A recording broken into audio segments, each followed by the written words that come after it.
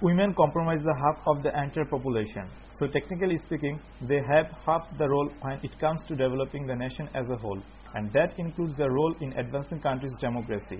Speakers at today's press conference said that they were encouraged by the participation of Bangladeshi women in political arena, but there is a lot more to achieve. প্রশাসন সহ বিভিন্ন উচ্চ পদে নারীদের অংশগ্রহণ 10%-এর চেয়েও কম, শতকরা 10 ভাগও নয়।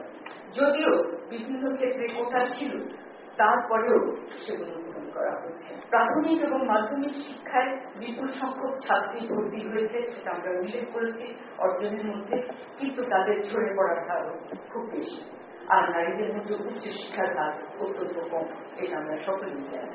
A unified effort in this regard is more effective than several isolated approaches.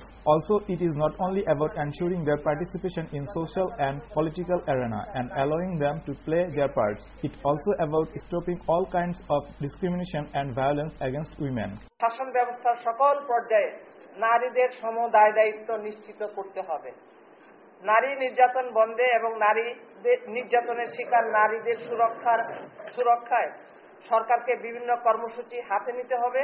Section 10 of the Constitution, the highest law of the land, guarantees equal rights of women in terms of their participation in all spheres of national life. But no government has done enough to uphold the law. Khair Hussain Shumon, News and Images, Dhaka.